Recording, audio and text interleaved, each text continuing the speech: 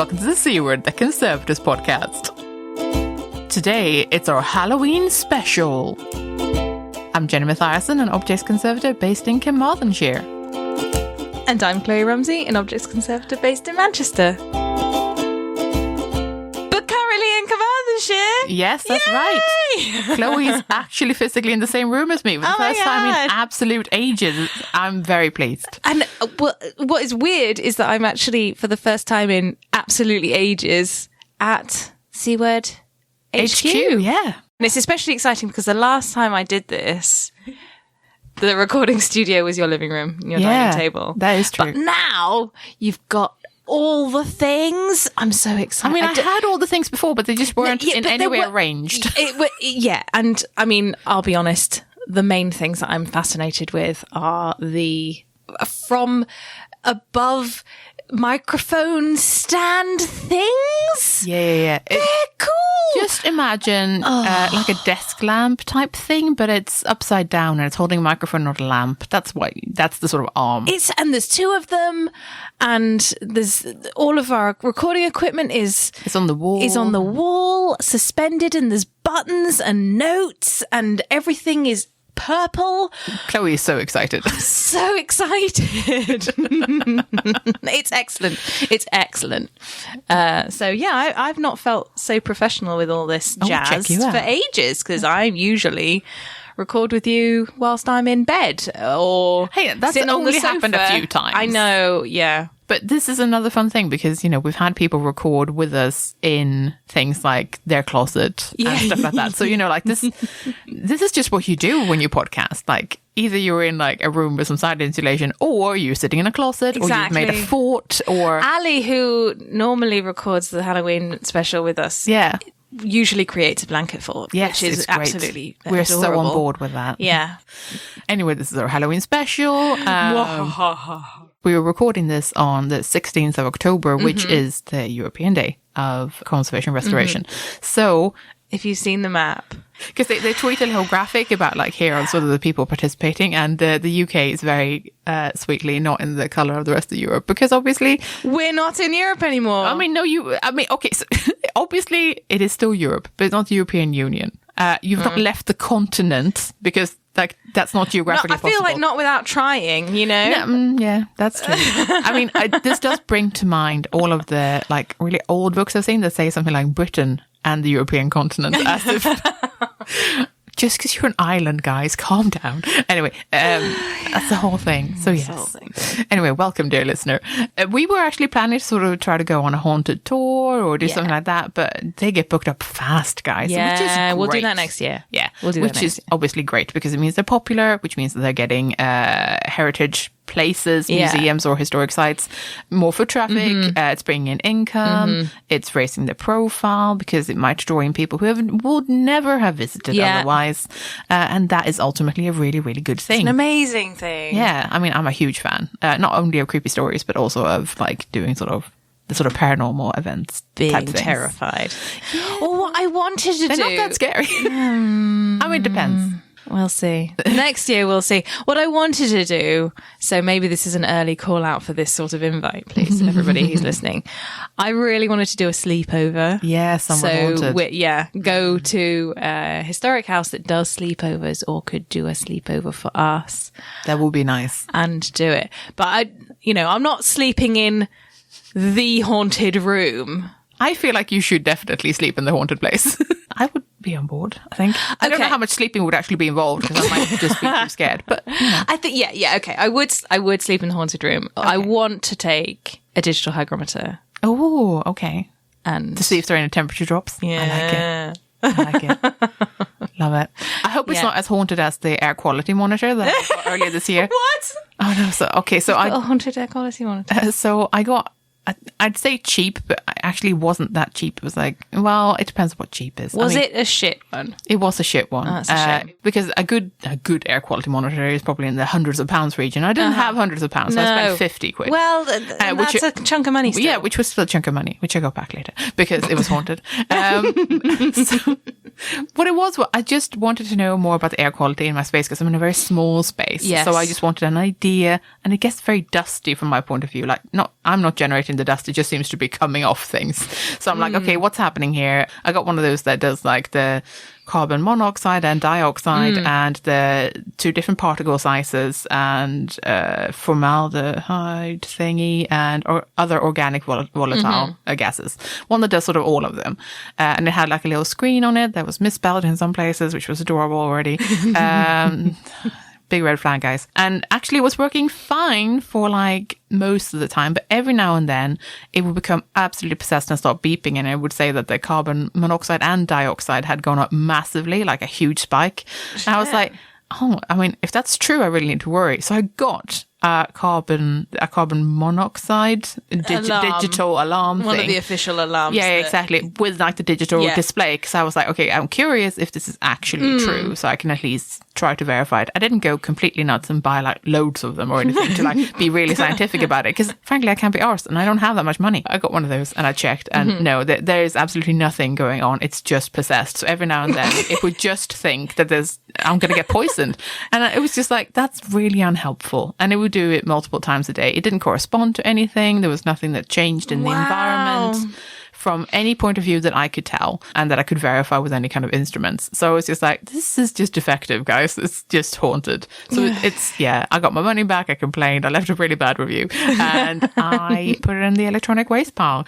So yeah, I had a haunted air quality meter for a little bit. Would not recommend. Wonder if anyone else has haunted equipment every now and then. Well,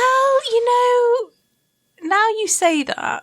Kloe's giving me a very knowing look suddenly. What's happening? So I had an experience. I didn't. Ooh. Okay, fine. We know I am the Scully to your Mulder. Yes, that is true. But there's been a joke around the members of front of house team in the museum that the museum has a ghost. Okay. And this is just because of like every so often, basically, someone will forget to lock the door and they'll be convinced that they locked the door. And of course, they will have locked the door, but they've got to it the next morning. It's been unlocked. Okay. So obviously someone, you feel the thing catch and it didn't catch, but you still thought you locked the door and you still did the thing, but it didn't, stuff happens. Okay. And I was like, sure. It's a ghost. Thank you for saying that to me as I, A, don't believe in ghosts, and B, work upstairs in the conservation studio on my own frequently. But I basically just ignored it. Okay. And I still don't think it's still not true. There is no ghost in my museum. However, I recently finished my super big project. Oh, yes. That I'd been working on for a year. Oh, my God. And if you listen to the physiotherapy episode, that's the object that broke me. Oh, yeah. That's the aches and pains. At the very beginning, yeah. So I finished the object. Good on you. I went done. home for the weekend. And then on Saturday morning, a member of the front of house team sent me a WhatsApp message with a video of the fan blowing on my object. Ooh. Which is not obviously something that we want to do. Yeah. And as a sort of object safety disclaimer for everyone, it was only blowing on it a bit. It was mainly blowing the tissue the silicone release paper that was underneath the banner and lifting the tissue that lifted the banner. It was blowing more than I would have wanted it to, but it wasn't a catastrophe. It wasn't a catastrophe. There was no damage caused. But also maximum spookiness to be blowing something that can blow around a little bit, like tissue paper. Exactly. The thing is, I finished the banner. Yeah. You did not turn on a fan. The fan was not on for at least 3 days previously, which is why it wasn't unplugged, because we assumed that it was unplugged because it hadn't been turned on for ages. It's clearly we unplug everything when we leave. But some of the plug sockets are underneath tables, so you check if you use something in a day, you check that it's unplugged. But it was clearly, turned off at a lunchtime, and then no one felt the need to turn it back on. And then some days passed, and there we are. However, I was like, I should have checked the fan was unplugged. Because clearly it was not quite switched off or whatever. There was maybe a truck went by outside, it juggled the room a bit, and I mean there would have to be one heck of a juggle. I know, but you know what? I don't believe in ghosts. A ghost did not do it. It must have been an electrical blip or something. But when I got in on the Monday, so that I know that the fan wasn't on, that I covered the object in tissue, switched everything off and left.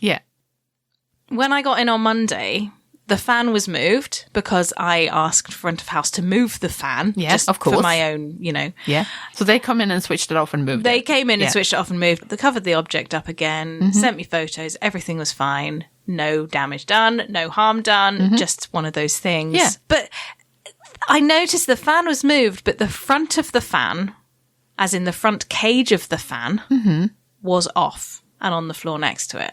Oh, that's weird. And I was like, they must have accidentally taken it off when they moved the fan. I mean... And that's what I thought. They're quite difficult to get off those things. They're not that easy to but I off. didn't know that. So I was just like, oh, someone accidentally took it off. It fell off when they moved it. But I watched the video again, and the cover's on. The cover is off the fan. At that point? At the point of it blowing on the object. Ooh. And it was on the fan when I left. Okay, now that's interesting. And I was obsessed with it for about 24 hours. And I can't believe you didn't immediately message me about this. Well, because this was like the week afterwards that I happened to look at the video again, and I was like, hang on a minute. The front of it is exposed. The fan is no longer like in its cage. In its cage. And then I, put the cage back on it when it came to using the fan again. And it was really difficult to do because it's a really tricky thing to undo. Yeah. Okay, that's interesting. I don't know. That makes can't that explain so much it. more interesting. Okay, that's unless it's a good story. Someone went into the studio, switched the fan on, took the cover off. Like that's the logical explanation. But knowing the staff members, I'm pretty sure that didn't happen. I accept that as a possibility. However, it would be a really weird thing to do go in and not only turn on a fan, which why would you even need to do that? But also to jostle off the cage around it because they are difficult to take off. That's the bit that's so interesting to me. Is well, that's not an easy thing to do on most of these. Certainly not any that I've found in museums over the years. Exactly. They've been an absolute pain in the butt if you ever need to do anything to that. So actually, that's super interesting. Ooh. Yeah. What a good story. I like that. Well, it's not that it was spook. There was no noise. There were no running feet. There was no child giggling. It was just why? Yeah, but things moving about is so much more classic. How did this happen? That's so much more classic. And why? Did someone disapprove of my conservation treatment? Surely it's much more fun that they know that you're a skeptic and try to disprove this. That is so much more fun. Do you have environmental monitoring set up for the log stuff inside that room in your studio? Yes. Have you checked it to see if anything weird happened in terms of fluctuations for that day or the time period when... No, actually I haven't. Oh, God, you really should. I hadn't considered doing that. You really should. Just to see if there was anything going on at all. That's strange in terms of up until the point where obviously the front of house staff went in. Yeah. So between you leaving and them going in to fix the fan situation, what happened in between? I'm going to check. Yeah, because there's still time to check. Yeah. That's. I think you should totally. And check. it'd be interesting because if there were temperature drops, for example, as would happen in our mythical ghost haunting situations. All right. It just normally happens. It was, warmish in the studio, 23 degrees. Yeah. I mean, I'm just curious. Yeah. And also, like, would it change significantly if someone opens the door and comes in and jostles about for a bit? Or would that not be significant enough? Okay. No. So if there's a change, then it's like a significant scenario, pretty much. Yeah. Okay, cool. Yeah. Or a fault on the system. Yeah, sure, that just happens to coincide with something else really weird happening. Yeah, sure, yeah. No, that's totally plausible. That totally happens all the time. To believe. Totally happens all the time, guys. Yeah, sure. Oh, I love it.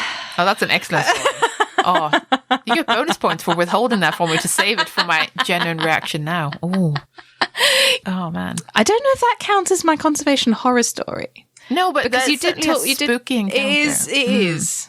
It's, I suppose, the most unexplainable thing that's ever happened to me. Oh, that's pretty good going. That's good going. Yeah, it is. I'm impressed. I don't think I have anything like that for like conservation stuff. So well done. Thanks. Yeah, Thanks. very impressed.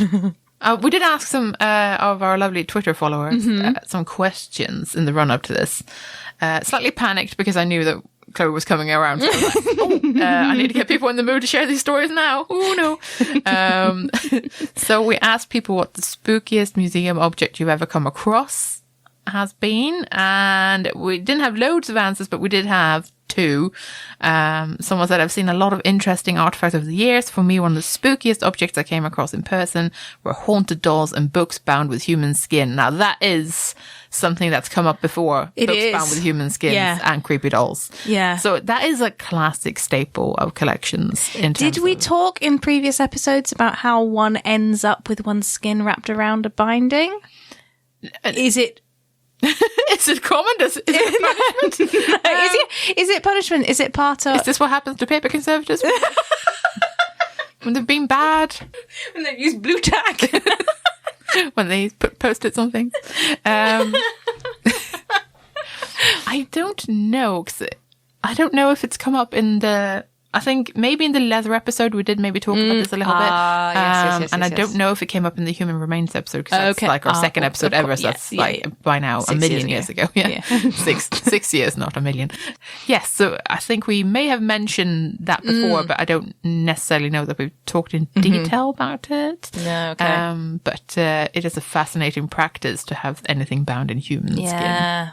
But I'm not sure if you work with these collections, then let us know. Do you know the story of how it ended up? Like, whose skin is it? Have you DNA tested it? When did you find out that it was human skin? Was it accessioned into the collection as something with human skin, or was it just a funny looking book that you then someone had examined? Tested? Yeah, exactly.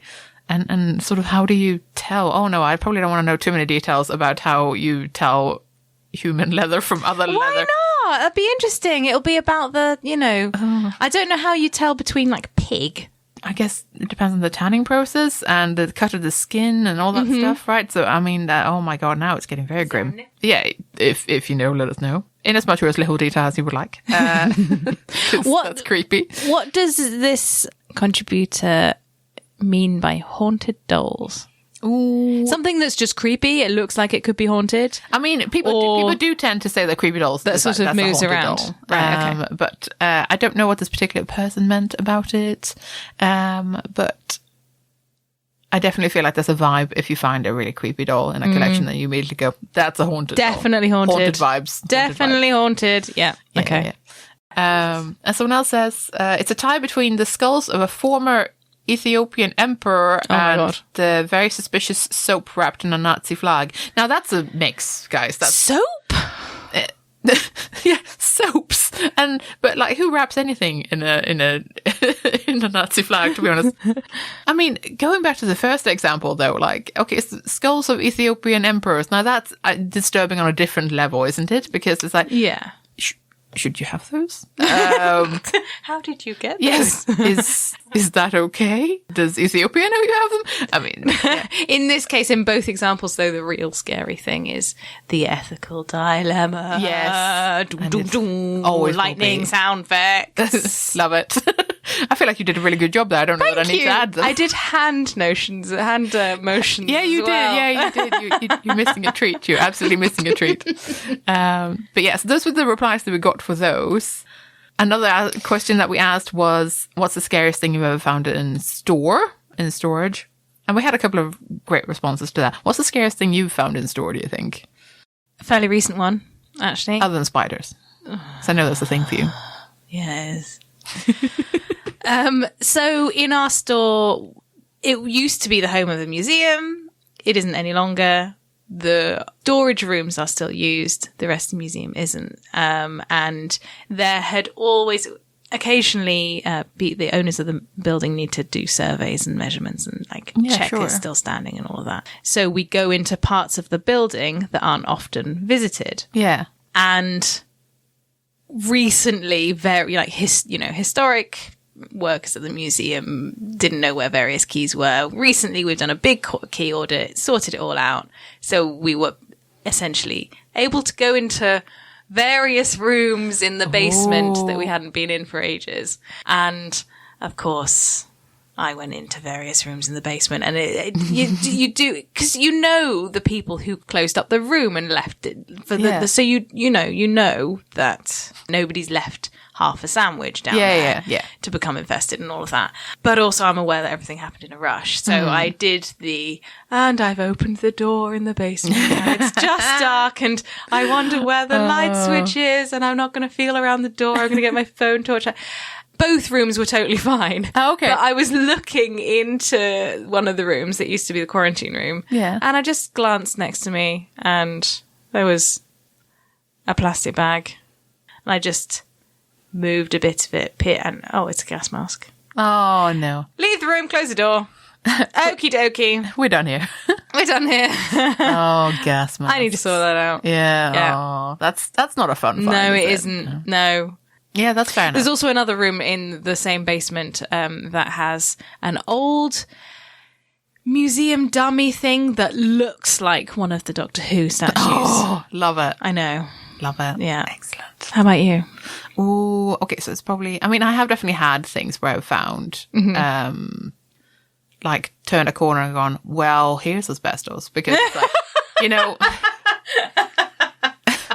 where, I see you, asbestos. Yeah. Where it's just these are just old discarded gas masks and fireproof clothing. Oh, boy. And then next to some weird gas canisters and stuff. Which is this is just every kind of hazard. Yeah, so I've definitely had things like that, but I almost don't class them as nightmares because I just put out a really big warning sign on that and go, someone's going to need to deal with that. And it's not going to be me because those firearms need to be decommissioned. Yeah. I can't even begin to deal with that right now. I know, I think my biggest nightmare is probably a tie between finding a head in a box, but it wasn't human remains. Okay. But it was, the angel things in Doctor Who. Yeah. It looked like one of their heads. Perfect. And it wasn't really wrapped in anything, so I just sort of lifted the lid and gently bricked it. Because it was just oh no, hi. It was direct eye contact. It was scary as hell. It was great. It was part of some sort of funerary monument, maybe Roman, something like that. Very nice. And you just had the head. Which somehow made it all the worse for finding it in a dark basement on your own. It was quite something. Yeah. I was quite into Doctor Who at that point as well. Yeah, so it was weren't we all? That was a terrible, terrible time. Terrible time. Sorry. Not actually just in Doctor Who. But I'll never forgive them for Amy Pond. Anyway, moving on. It's between that or finding completely disintegrating safety boots where the entire sole of the shoe is just falling off. Because it wasn't the extent of the damage so much as the colour. Because the inside of the soles was red. So it looked like it was bleeding or flesh coming. Wow. Almost like charred flesh was the look of the boot coming out of the box. It was the most horrifying thing. And it stank as well, which is really interesting. I was just like, wow, this is a feast for all of the senses, isn't it? That was truly horrifying because it just looked really like charred flesh. It was so unpleasant. God. Aside from the fact that that's an object that's irretrievably lost forever. It's wow, mood. Yeah, that is. Yeah, so it's between those things and the pest. Some stiff competition. And the pest infestation that I've talked about before. Oh, boy. Where I just thought there was some rice on the floor and I really poorly. Oh, no. And it's just all worms, like little larvae. He's just like, wow, that is actually moving. This is very unpleasant. I'm going to go throw up somewhere. Probably not on this. He's like, oh. Because I've already run away. Yeah, no, like this. There's unpleasant and there's unpleasant. So those are probably my favorite horror stories in terms of absolutely atrocious things to find in store. So what other people said was an unexpected charred skull in a box with no warning, wrapped in old newspaper and infested with silverfish. Gross. So okay. Gross. So they picked off the scrunched up old newspaper to reveal the skull, and the silverfish just shimmered across it. That's awful. You can just imagine it, can't you? I can, and that's the most horrific thing. Like, oh man, just look after your humans better, guys. Someone else said, mine's an unlabeled skull in a box too. Come on, guys. Who isn't labeled? I'm not going to finish that sentence. Yes, no, quite. The 1970s. Yes, that is accurate. The 1970s isn't labeling their human remains in boxes. Yeah. Someone else said, not answering the question, but related, developed a fear of worms while excavating what my trench supervisor called the pit of despair. Well, that does sound like it would be very love it. An intense time. I love that you've also replied with unlabeled gas and gas mask in Tesco bag. Yep. Love it. Thank you for expanding on that story. You're welcome. Although technically I feel like that's the most relatable thing ever in a Tesco bag, because you can find a lot of weird things in Tesco bags in museums. Can't you? And it's like, why? I've always thought that this is the oddity of big shops branding bags. Obviously, you see people carrying the bags are reused. You're like, oh, Tesco's is a thing. Yeah. But also all the thing, like the number of... Do you think museum people are especially averse to Tesco based on the fact that they find a lot of weird stuff in their bags and thus don't really associate the brand with anything good? No offense, Tesco, it's not your fault. It's not your fault, Tesco. Yeah. Lots of other things are your fault. Yeah, but not that. Not that. Unlikely. I reckon Conservatives just go to whichever one's closest, right? Yeah, like everyone else. Yes, that's probably true. The branding doesn't matter. Someone else says, myself, wrapped in so many layers that I resemble King Tut's plump sister. But still hollow-cheeked and ghostly from the cold. Oh. Yes. Yeah. This the scariest job offer thing, though, we haven't even talked about, and I'm just going to the scariest job offer. Yeah, I'm just going to tell me things. Should we talk about that? Okay, there's one more thing, and that's someone says, I think mine would be when checking geology specimens, and the Geiger counter went mad. Oh, yes! And that is a great horror story. Yeah, that would be... And it would be in a film. I really feel like that would be in a film, you know?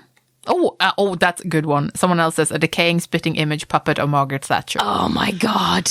Oh, that is very good. Yeah. So, okay, I only had decaying spitting image puppets of Labour leaders. For listeners abroad, Spitting Image was a TV show and uses some intriguing looking puppets that are made of polyurethane, presumably, and stuff like that. Yeah, polyurethane ether. Oh, yeah. Good stuff. The stuff that falls apart. And basically they are held together by the paint that covers them. Listen to our plastics episode. Yeah, exactly. Modern materials. Yeah, exactly. Because polyurethane. All right. What was your story? Oh, it was just relating to workplace welfare and comfort and stuff that, you know, someone says, and this is the great job. It's very interesting. The collection's very interesting. We have assessed that it's not suitable for people to work in this location for more than 2 hours at a time. Wow. Because there was no loo and no heating and nothing. So it's like, great. Okie dokie. That sounds fine. And of course, that, you know, you have your time limits on. Everyone has to work in places. There are places that people have to work in, but you also can't heat and provide. Yeah, that's true. Provide other welfare facilities. Definitely done days on sites like that, and it is hard work because you don't hydrate because you don't want to risk having to pee. This is the worst. I mean, as long as they prepare you for it, then you can mentally steal yourself. Yeah, exactly. You have to steal yourself. This is why you're told about the things. Yeah. The scariest scary job offer would be the one that you don't hear about until you have no choice but to do it. Yeah, that's true. The unexpected little surprise. Exactly. Those are pretty good horror stories. I like it. Yeah. And dear listener, if you have more horror stories of collections care or conservation ilk, then please get in touch because we love hearing them. And good solid ghost stories as well. Obviously. Heritage adjacent ghost stories. Yes. I love them. If you've got more of those, then also let us know because it's good stuff and we love those. And if you have somewhere haunted where we can sleep or spend some time. Yes, please. Then we would also love to hear about it because we would love to come next year. We don't have to sleep there. We can just nap. We could just walk around with some environmental monitoring equipment and just do this, basically. Just have our little chats. Yeah, exactly. Get a bit spooked out. But yeah, anyway, let us know. Yeah. Yes. We don't have any money. No. Can't pay for anything, sorry. That might be the scariest thing about it. So Jenny, has insisted that I check the MECO environmental monitoring system for the studio at the fan event when the front of the fan turned itself on or fell off or something, whatever it is that happened. The absolutely not spooky event. So I've signed on to my MECO. Hello MECO, big up. Historical data, new graph. When was it? It was between the 5th of September and the 10th of September, 11th of September, I'll put. The event occurred on the 9th of September. So, select.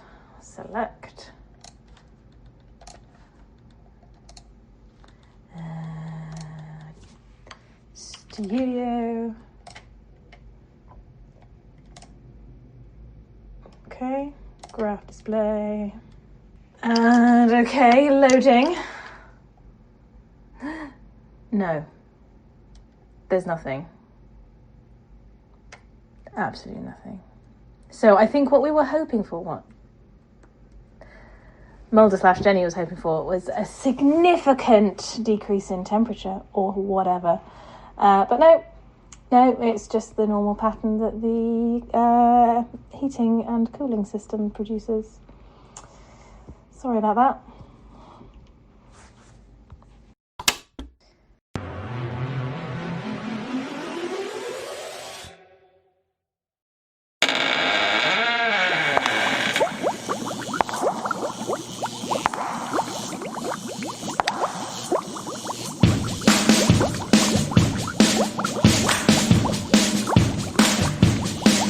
I was working in the lab late one night when an eerie noise gave me a fright.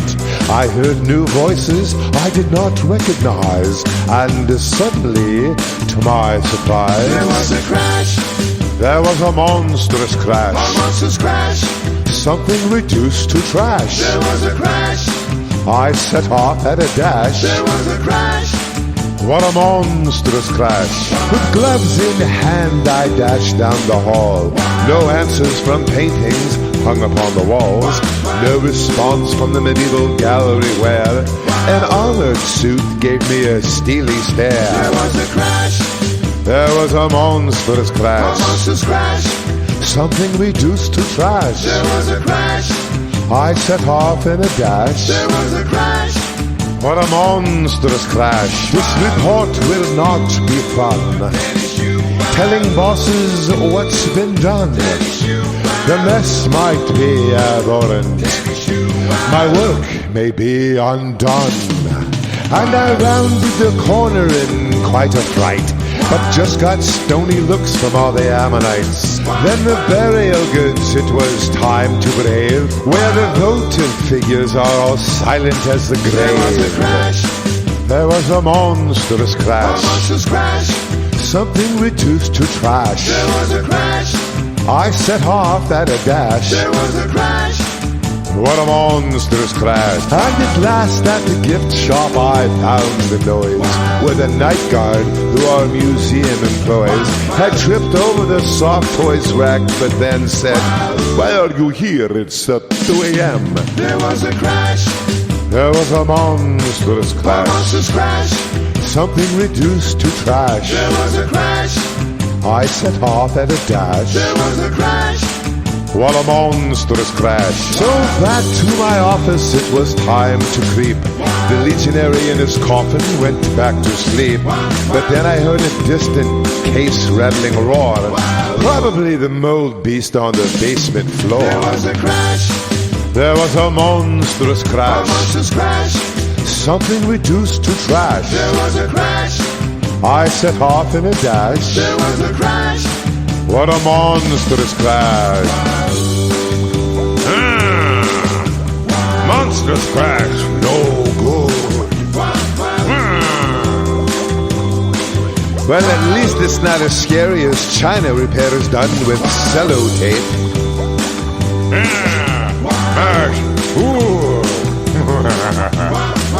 Monstrous crash, did you hear that?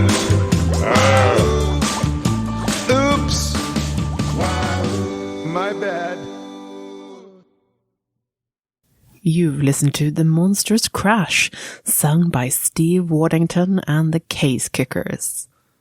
Lyrics by Jenny Mathiasson, James Baillie, Ross Graham and Morgan Fox. This spooky song will also be available on our YouTube channel.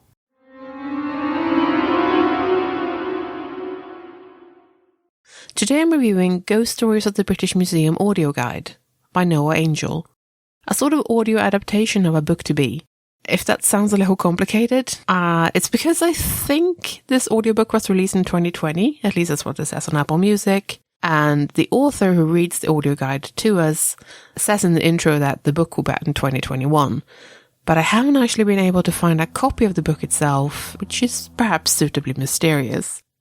The audio guide, which is a lovely format for a book like this, making you feel like you're walking through the galleries, starts with a little introduction and then launches into individual chapters talking us through 9 public galleries of the British Museum. Each one can contain a single encounter or multiple stories that the author has gathered from visitors or members of staff, both past and present. A broad range of bite-sized ghost stories and supernatural encounters are covered in these chapters, from people appearing cheekily in photos and orbs of light on CCTV, to opening doors and haunted alarms. They are variously told by believers and skeptics, and interestingly, some contributors seem to have denied all involvement later on.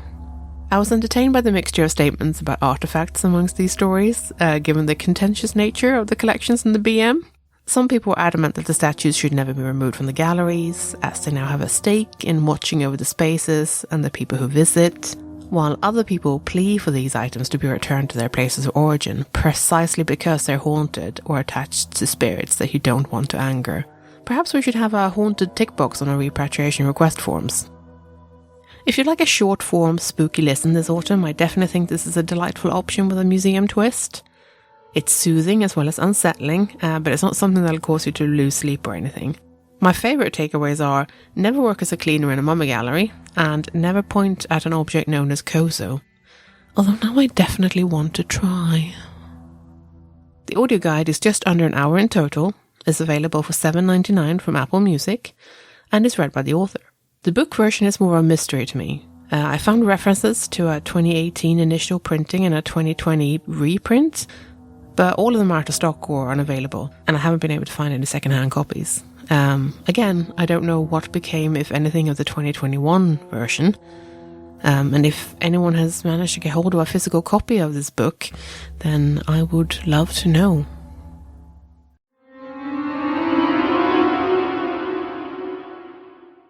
And as usual, we welcome your comments, questions, and corrections.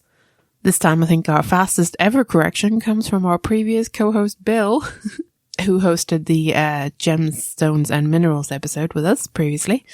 And he said that the refractive index of diamond was 3.41. And in actual fact, he would just like to correct himself and say that it's 2.42. Thanks for that, Bill.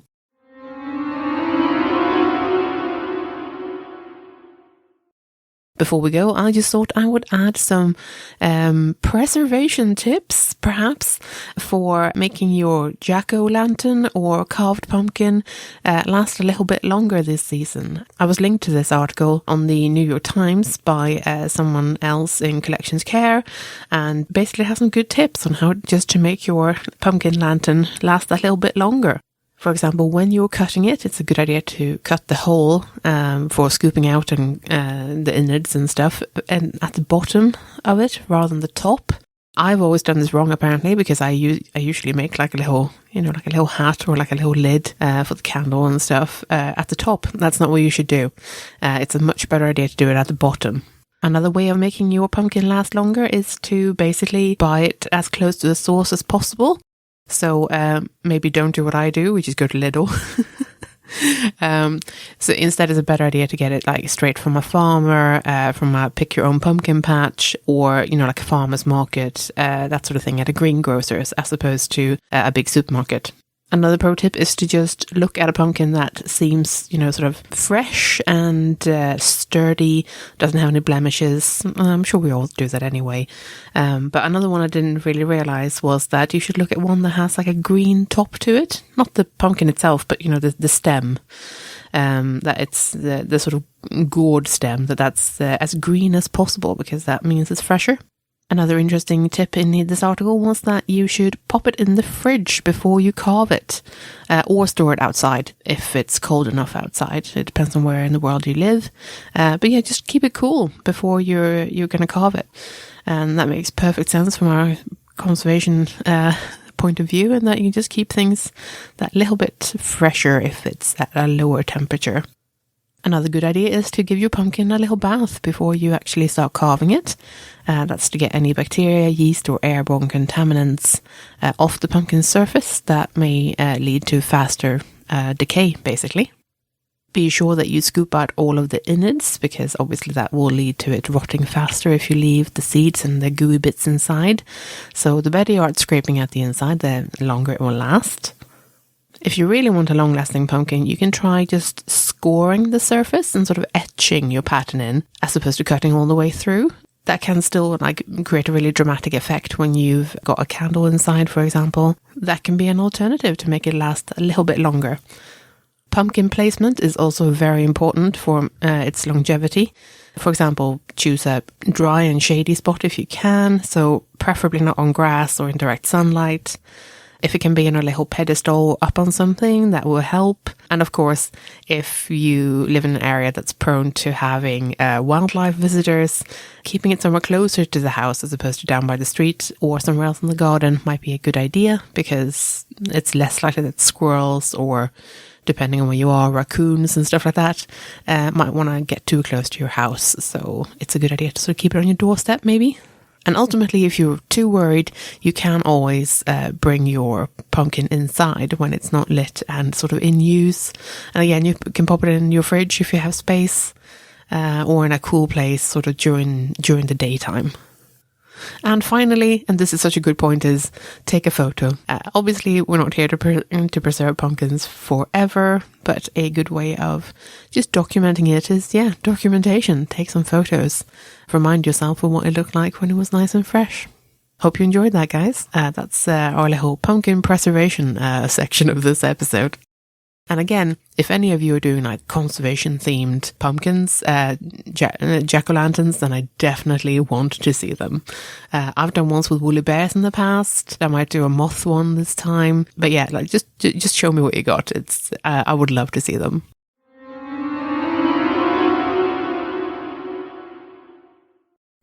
If you're enjoying the C Word and would like to support our work, then please consider becoming one of our patrons. For as little as $1 per month, you can help us keep our episodes online and more of them coming.